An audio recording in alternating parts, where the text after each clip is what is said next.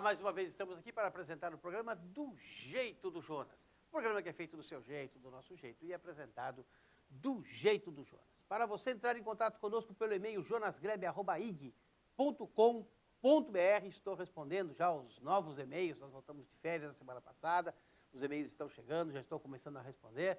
Você também pode entrar em contato conosco pelo www.guarutv.com.br ou www.tvguarujá.com.br. No Facebook, Facebook.com/Do Jeito do Jonas. Muito bem. Para me ajudar a fazer esse programa hoje, eu convidei uma ilustre personalidade aqui da nossa cidade, ele que sempre me prestigiava com a sua presença aqui no programa e de uns tempos a esta parte, movido pelo excesso de trabalho, pelos seus compromissos, ele ficou um pouquinho ausente aqui do nosso programa e hoje retorna e me alegra muito, eu agradeço muito a sua vinda aqui hoje, doutor Rodrigo Barbosa, proeminente jovem advogado de nossa cidade. Tudo bem, Jonas? Primeiramente, queria dar um bom dia aos nossos telespectadores, uma boa noite para aqueles que nos verão na reprise, né? Às 9 horas. Com Mudou certeza. Horário, não é? Não, 9h20 da noite na Guaru TV, 9 horas na TV Guarujá. Na Guaru TV. Deixar um grande abraço a todos. Dizer que é uma honra mais uma vez estar aqui. Já estava sentindo saudade da tua bancada, desse bate-papo proativo, produtivo, falando de questões importantes para toda a sociedade guarujaense e brasileira, por que não, né? Muito bem. Nós temos aí um pequeno balanço da situação de segurança pública do nosso país. E hoje pela manhã eu comecei a analisar alguns números, ainda tenho muita coisa para analisar, mas 150 policiais assassinados no Rio de Janeiro em 2014. No Brasil todo, passamos de 1.100 policiais militares assassinados. Chegamos a 12 milhões de BOs, boletins de ocorrência de assaltos e roubos no Brasil em 2014. 12 milhões de ocorrências policiais de assalto e roubo e mais de 1.000 policiais assassinados. Doutor Rodrigo Barbosa, onde é que vai parar isso? Não existe política pública de segurança pública, não existe política pública educacional e o resultado está aí, né? São 12 anos de um governo a nível federal que vai no contrafluxo do desenvolvimento, porque se você reparar bem, as pessoas, em sua maioria, estão com essa sensação de impunidade em virtude dos inúmeros casos de corrupção que nós estamos vivenciando hoje no Brasil. E são casos graves que merecem punição exemplar e, na sua maioria, não os tem. Não é? Você vê, todos os mensaleiros estão soltos. Mas, alguns doutor, em prisão domiciliar, outros soltos aí na reelege rua. todo mundo. Aí reelege governador, reelege presidente, me parece que esses 12 milhões de assaltos, que esses mais de 1.000 policiais assassinados, me parece que essa falta de educação, essa falta de transmissão de cultura para os jovens que estão aí jogados nas praças, está satisfazendo todo mundo. Ou eu estou enganado? Está enganado. A questão não é que está satisfazendo ou não satisfazendo. A questão é que o governo está meio que escravizando algumas pessoas em virtude de alguns benefícios que não se pode mais chamar de benefícios sociais, Jonas.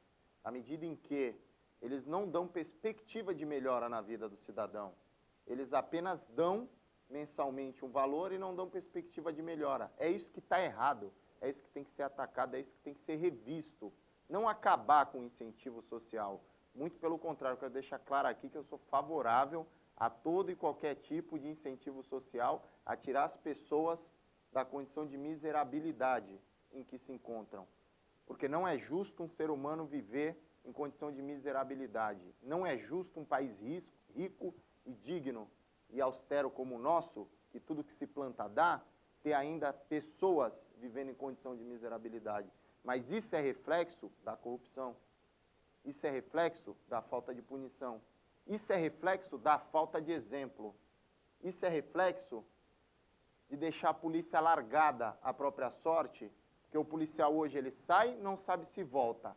E quando ele faz o que tem que fazer, ele ainda corre um grande e sério e real risco de ser tirado da rua, colocado dentro de uma sala, ou muitas vezes ser levado à corregedoria e ficar 3 dias preso sem motivo algum aparente, porque como o regime do policial é militar, né, a polícia militar, eles não têm direito sequer a habeas corpus em um ato ilegal, porque o regime é outro. Então, você veja, está errado a valoração que estamos dando para algumas coisas. O que nós temos que valorizar, nós não estamos valorizando e nós estamos glamourizando o que não deve ser glamourizado. Por isso nós temos uma juventude questão é sem política, perspectiva. Evidente. A questão é política e moral, Jonas. Não só política, mas moral Mas como você também. planta moral agora, depois que desde 1990, nesse país, desde 1990, se faz tudo para que se desmoralize as instituições. Não há uma instituição no Brasil hoje que não tenha sido atacada de alguma forma. Quando você se refere a um deputado hoje, o que o povo pensa? Ah, é ladrão. E não é.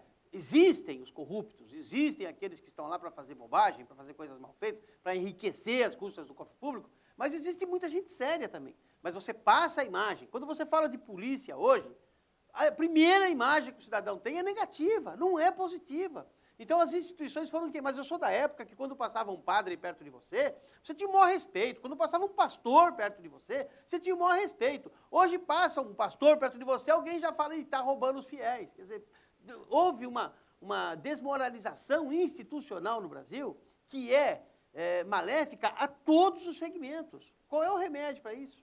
Ué, primeiro lugar, educação e segundo, aliás, primeiro lugar, família, né? Não, mas nós estamos desde Porque 90 com governos que são contra a educação. O atual governo, esse governo que governa o Brasil hoje, em todos os níveis, são totalmente contrários à educação. Vejam o que tem de jovens jogados nas praças, nos finais de tarde, porque não foram educados. Exato, mas Jonas, veja bem, nós temos que dar a César o que é de César. Alguns projetos foram feitos, como o Pronatec, enfim, foram positivos. O que ocorre é que a preocupação dos que aí estão não é com a nova geração, é com um projeto de poder. Tem uma frase que eu gosto muito que diz que o estadista se difere do político, porque o político pensa na próxima eleição, o estadista na próxima geração. Isso é fato, inconteste, é real. O partido que hoje detém o poder federal, como também o que detém o poder aqui no estado de São Paulo. Não é um partido, são né, farinhas do doutor? mesmo saco. E não é um partido, hoje é um conglomerado de partidos que governam. Exato. Eles têm projeto de poder, não tem projeto. Nosso PIB vai crescer 0,19. Nós não estamos crescendo 1%. Isso é a meta, porque o ano passado a meta era 1,20 e não cresceu. Não cresceu 1%. Isso é ruim para o país. Claro. Tanto é que agora a presidente Dilma, contrariando a candidata Dilma Rousseff, tucanou e trouxe toda a equipe econômica ligada. Bom, já que você tocou nesse assunto, me explica uma coisa. Peraí, já que você é jovem, tem a cabeça mais arejada, é mais inteligente do que eu, me explica uma coisa que eu não consegui entender. A candidata a presidente da República, ela vai na televisão e diz assim, bota lá um prato cheio de comida, que a comida some e tal, fala assim, se colocar, o meu adversário quer colocar um banqueiro na economia. Se colocar um banqueiro na economia, vai faltar comida na mesa do povo, ele vai tirar a comida da mesa do povo. Se colocar um banqueiro na economia, os projetos sociais acabam, e se colocar um banqueiro na economia, o Brasil vai ser destruído. E ela coloca um banqueiro na economia, me explica, doutor, eu não consigo entender. Eu sou da época que mamãe falava, filho, a mentira, o pai da mentira é o diabo, não pode mentir. Eu tinha medo do diabo e procurava, né, não mentir dentro daquela possibilidade de ser humano que sempre conta uma historinha ou outra, mas a gente tentava o máximo possível não mentir, porque o pai da mentira é o diabo. Mas mente assim? Como é que funciona isso? Na verdade, não é que mente. É que só mente. Somente. Somente mente. Exato. Mente somente. E essas pessoas que ela indicou para o Ministério da Fazenda são pessoas ligadas ao Armínio Fraga, que seria o então ministro da Fazenda do Aécio Neves. Em vez dela colocar o chefe, ela colocou o subalterno do cara que eu Mas é a mesma linha de política econômica. Eu não sei aí se o que falou mais alto foi o instinto de sobrevivência. Tá, mas aí vai acabar os projetos sociais, vai tirar a comida da mesa do povo e vai destruir o Brasil? Porque ela falou que se botasse o banqueiro ia fazer isso. Aí você tem que questionar a presidente Dilma Rousseff. Não é esquisito? Não presidente. Não é esquisito? Eu falo assim, ó, se botar o Rodrigo lá, vai acabar o mundo. Aí eu falo, Rodrigo, eu vou botar, sei lá. Ué, então eu quero que acabe o mundo. É um contrassenso muito grande, né? E aí cabe a ela dar a devida explicação para a sociedade como que ela teve essa mudança tão radical de postura menos de 2 meses após a vitória nas urnas. Que, aliás, é legítima. Algumas pessoas tentam questionar. Claro. Tal, é legítima. Não tem terceiro turno. A eleição foi em 2 turnos. No primeiro turno tinham lá 8, 9 candidatos, no segundo turno ficou 2 Aécio e isso. Dilma. A Dilma ganhou, o processo eleitoral acabou. Ela é a presidente não tem terceiro turno. da República. Acabou. Ela que vai governar Agora, o Brasil isso não me tira o direito de dizer que a minha memória de 62 anos de idade me mostra que ela disse que se colocasse um banqueiro, acabaria o Brasil, acabaria os projetos sociais, e se colocasse um banqueiro, ia tirar a comida do prato do povo. Ela coloca o banqueiro, eu tenho o direito de questionar. Ela vai tirar a comida do prato do povo, ela vai acabar com os programas sociais, ela vai destruir o Brasil? Ela falou que se colocasse um banqueiro, faria isso. Aí cabe a nós aguardar. Eu quero saber. Aí cabe a nós aguardar. Vai que, de repente, algum iluminado, adepto da presidente, com todo o respeito, venha nos explicar. Eu gostaria de entender.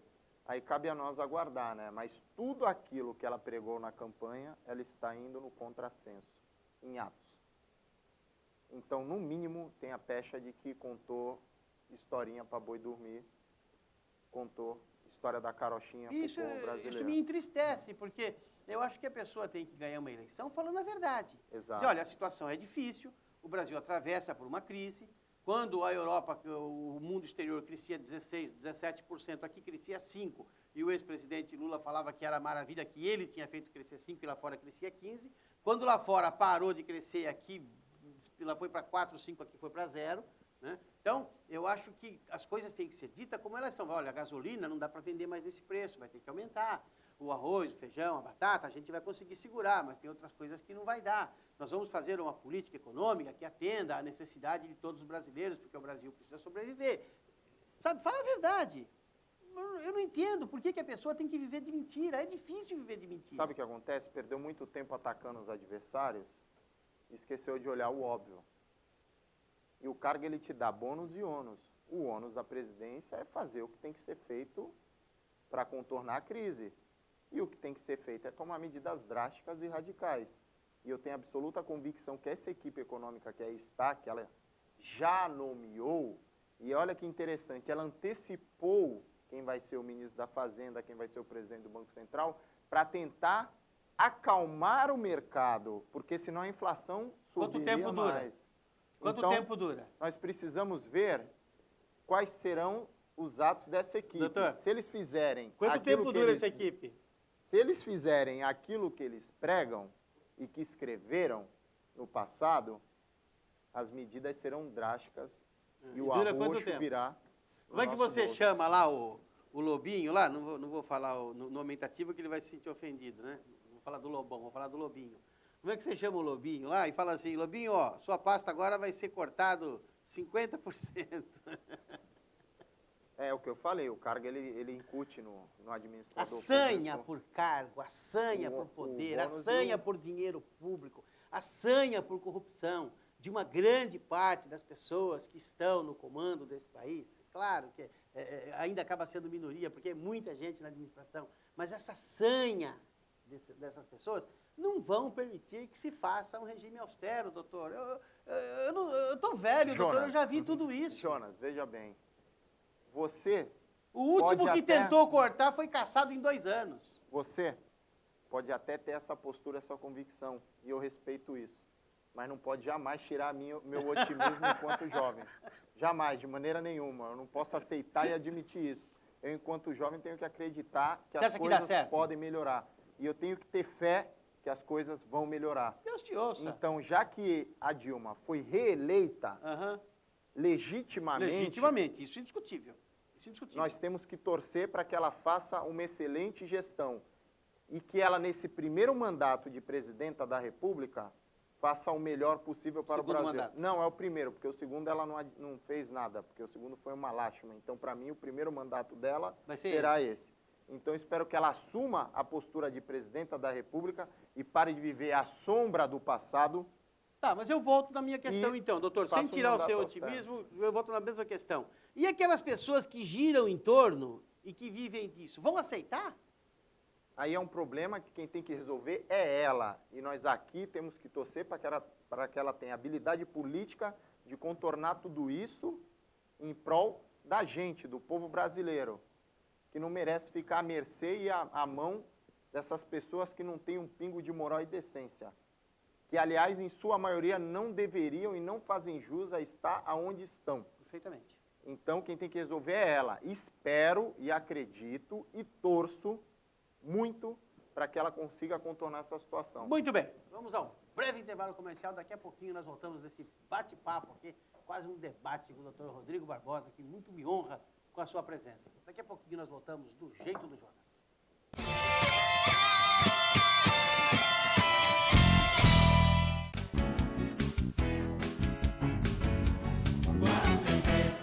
MRA Imóveis e Seguros, vende, aluga, administra financiamentos de imóveis e automóveis, consultoria de seguros em geral, corretores de imóveis e seguros credenciados. Você precisa conhecer, você precisa visitar a MRA Imóveis e Seguros, lá na rua Antenor Pimentel, 942.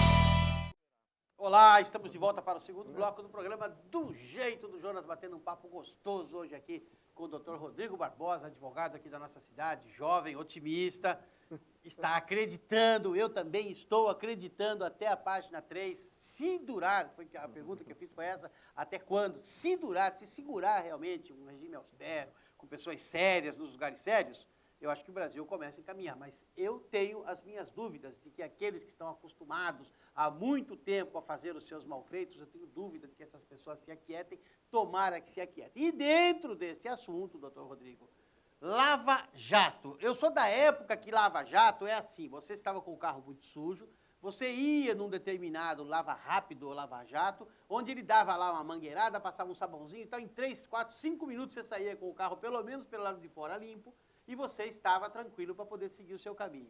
Diz que Lava Jato agora é outra coisa. Como é que funciona isso aí?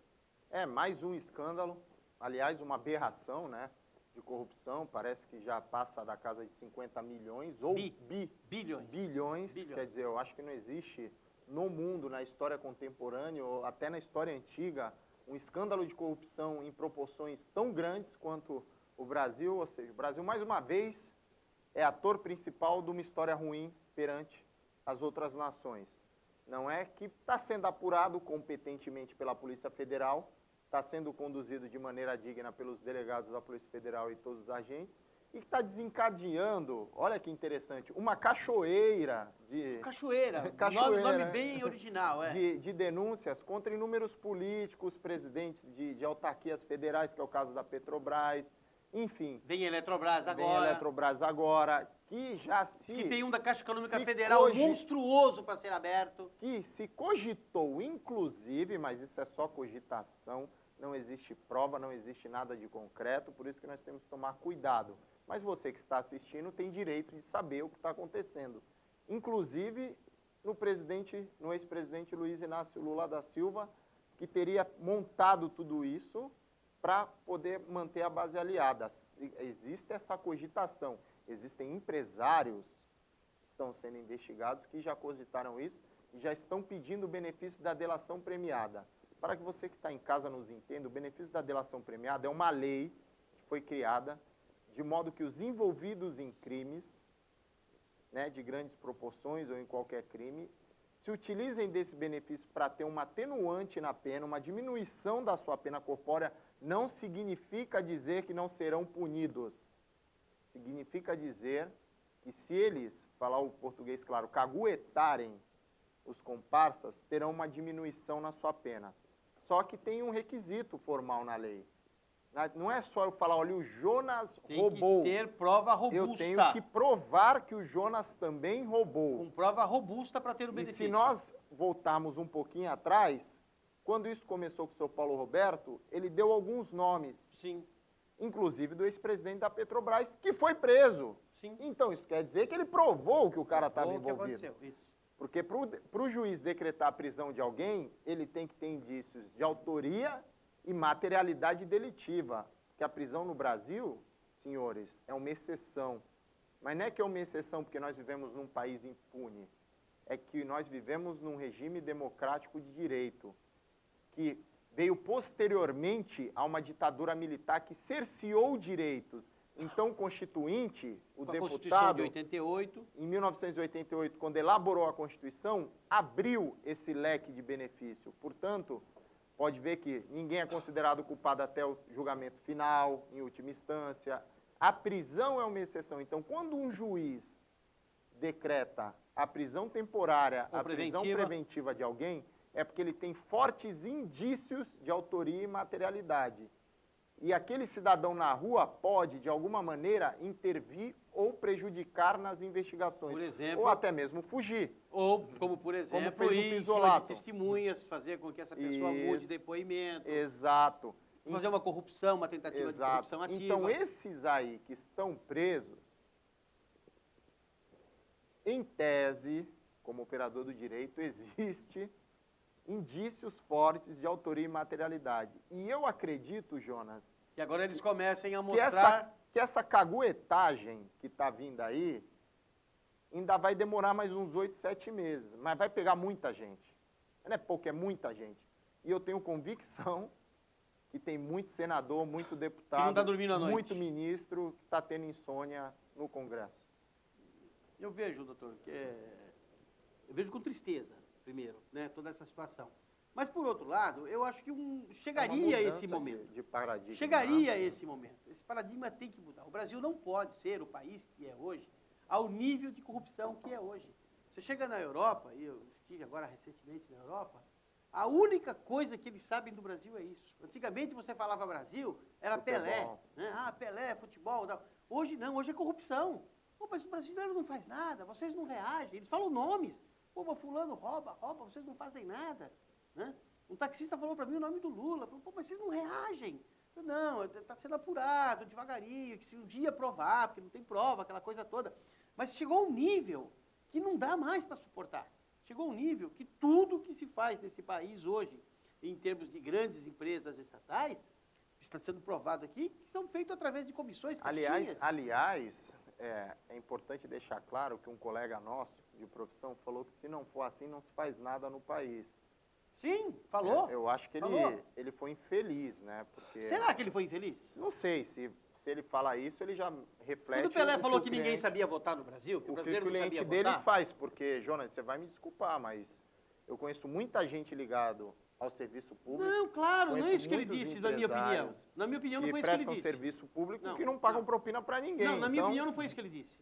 Na minha opinião, não foi isso que ele disse. Posso estar interpretando errado, mas eu acho que ele foi infeliz. Então, talvez não errado. Talvez nós tenhamos interpretado de forma diferente, talvez você até tenha razão. O que eu entendi foi que ele disse que a máquina só gira através desse tipo de acordos, né? Eu me lembro quando o Pelé falou que o brasileiro não sabia votar. Eu acho que está provado que o brasileiro não sabe votar. Eu acho que está provado. Se você olhar a eleição desse país, estado por estado, você vê que cada um que ganhou tem uma historinha, sabe? Não tem aquele negócio de falar assim, não, vou mudar, vou renovar, vou fazer diferente, vou buscar uma outra ideologia. Até porque, quando o candidato chega para você, é aquele que acabou. Você pode falar assim, não, eu vou votar no Ives Gandra porque ele é melhor do que todo mundo? Não pode, ele não é candidato. Entende? Então, o prato chega feito. Você tem que escolher. Você quer o A, ou você quer o B, ou você quer o C. Mas você não pode sair disso. Sabe, o sistema eleitoral nosso também permite que as coisas sejam assim. Então, eu entendo que chegou um nível nesse país, chegou um ponto nesse país, que nós falamos agora em mudança de paradigma, que tudo é movido a um tipo de favor. E isso precisa mudar. Mas, Jonas, aí a gente tem que fazer a meia-culpa e chamar para a gente a responsabilidade que nós temos. A culpa é nossa, porque o Rodrigo tem que estar na política, o Jonas tem que estar na política, o William tem que estar na política, o senhor, a senhora tem que estar ativamente na política. Se não é como candidato, é participando, é fiscalizando, é exigindo, é cobrando, mas tem que estar. Não pode ficar em casa no sofá assistindo o Jornal Nacional e vendo todos esses escândalos e falar assim, só tem ladrão. E aí na campanha, novela, né? E aí na campanha, a gente fica em casa sentado no sofá e fala assim, todo mundo é ladrão, vou votar no menos ruim. Não é. E não é. Então, se está insatisfeito, entra no jogo e muda o jogo. Porque do teu sofá tu não vai mudar o jogo, amigo. Do meu escritório eu não vou mudar o jogo. Mas eu respiro política. Porque eu atendo o cliente, eu estou fazendo política. Eu não estou fazendo política para o Rodrigo, eu estou fazendo política para o país. Eu estou conversando com ele, eu estou vendo a perspectiva dele, eu estou falando com ele. Eu vou no médico, o médico faz política. O motorista de ônibus faz política. O varredor de rua faz política. Porque se ele varrer mal, vai pegar mal para quem mandou ele varrer. Então você tem que fazer política, tem que participar da política, não pode se acovardar. Porque quando a gente se acovarda, os bandidos tomam conta. Se a gente quer tirar os bandidos daí, quem é do bem tem que se meter. Agora, não adianta falar que eu não me meto, porque eu sou tudo honesto, igual, não vou fazer nada. Não vou fazer nada, porque aí você está ajudando, contribuindo para que seu filho, seu neto, seu bisneto tenha um futuro tenebroso. Eu tenho um exemplo prático, você vê em 1997, não, em 2007, perdão, em 2007, nós temos aquela reportagem da Folha de São Paulo, foi depois do Mensalinho aqui no Guarujá, reportagem da Folha de São Paulo que colocou que o Guarujá era a quinta cidade mais corrupta do Brasil. Isso. E a primeira mais corrupta do estado de São Paulo. Isso são 7 anos. Em 2009 assumiu a prefeita Antonieta, hoje nós estamos em 2014, se você pega no mesmo órgão da Transparência Brasil, as 100 cidades mais corruptas do Brasil, as 100 cidades mais corruptas do estado, o Guarujá não está. Não dá para saber daí para cima que eles só fazem as 100 primeiras. Né? Deveriam até fazer uma coisa mais ampla. Mas o Guarujá não está. Quer dizer, então, é possível mudar. É difícil? É difícil. Tá? Às vezes as pessoas reclamam porque tem menos buraco de rua tapado, às vezes você tem menos árvores cortadas, mas quando você vai fazer certinho, demora mais um pouquinho. Mas é um exemplo. E eu acredito, sinceramente, que o Brasil vai mudar daqui para frente. Mas eu também quero ver muita gente que se diz importante na cadeia. Tem que punir, não tem como você perdoar o crime contra o dinheiro público. Dinheiro público é sagrado. Crime é crime. Sim. Dinheiro público é pior, mas crime é crime. Se o Rodrigo roubar, se o Rodrigo matar, se o Rodrigo atropelar, dirigir embriagado, ele tem que ser preso e punido. Típico, antijurídico, culpável e punível é crime. É crime. Mas ele é advogado. Não importa, amigão. Eu sou cidadão igual você. Eu tenho que ser preso. Tenho que ser punido. O deputado tem que ser punido. Claro, tem que preservar sempre o direito ao contraditório e à ampla defesa. Porque muitas vezes, em muitos casos, soltam balões de ensaio. Que não chegam a lugar nenhum. Que não chegam a lugar nenhum. Doutor, estamos chegando no final do programa. O que você acha que vai acontecer de verdade? Eu acho que é uma mudança de paradigma. Eu acho que essa sensação de impunidade que nós vemos diariamente começa a mudar, porque se você fizer um retrospecto há 30 anos atrás no Brasil, a autoridade não era presa, e hoje nós estamos vendo, é um prazer enorme ver o Dirceu ter que ir para a cadeia. Ninguém fica um dia, mas só dele ter que entrar na cadeia já é um prazer enorme. Para entender que não pode fazer o que quer. Pode fazer o que quer, que não está acima do bem e do mal. Essas pessoas ligadas à Operação Lava Jato, o presidente da Petrobras ter 160 milhões de reais na Suíça. Conta. Não dá. É um tapa na cara da sociedade, mas está preso. Então, isso já é uma mudança de paradigma. O que nós temos que fazer enquanto cidadãos? Temos que fazer nossa parte. Temos que diariamente estar falando com as pessoas, mostrando para as pessoas o caminho correto, aquilo que nós, evidentemente, entendemos correto, respeitando a posição contrária se ela se colocar divergindo da gente. Mas temos que estar conversando sempre, não deixando morrer o assunto, não deixando morrer, fiscalizando a administração, seja ela municipal, seja estadual, seja federal. Em todos os âmbitos de poder, porque só assim nós vamos mudar, só assim nós vamos conseguir um futuro melhor para a nossa gente. Muito bem, falou e disse o doutor Rodrigo, é isso mesmo. Eu acho que nós fomos avançando nesse quesito corrupção, a coisa foi tomando um vulto até inesperado, as pessoas começaram a pegar tudo, achando que tudo que é público, mistura público com privado, acha que ganhou a eleição, é dono de tudo, e não é. Né? O Stalin era dono de tudo, o Fidel Castro era dono de tudo, mas é outro regime. Aqui não, aqui é democracia, ainda é democracia. Então, o que é público, o que é privado é privado. E as pessoas começaram a avançar, a ganância começou a crescer num nível que ficou insustentável. E tudo que entra no caixa de alguma forma é tirado. E isso, graças a Deus, está acabando. E eu quero ver muita gente ainda pagando pelos malfeitos que fez. Doutor Rodrigo, 30 segundos para a despedida. Bom, em primeiro lugar, agradecer a todos, né? Desculpa se a gente, às vezes... Não foi bom? Mas foi bom, faz parte, é que fica engasgado. Agradecer você, Jonas, mais uma vez, é uma honra muito grande estar aqui contigo. Deixar um grande abraço a todos de Vicente Carvalho e de Guarujá e dizer que estamos à sua disposição para qualquer evento, qualquer coisa que você precisar, estar debatendo aqui na tua bancada, que é um prazer muito grande e só nos eleva enquanto homens e a Vai nível de estar cultura. presente porque o doutor Rodrigo tem ideias claras, ideias renovadas, ao contrário das minhas que já estão aí sendo surradas há muito tempo. Uma honra muito grande ter você aqui. Que Deus te abençoe e te guarde, que faça resplandecer o seu rosto sobre ti e te dê a paz.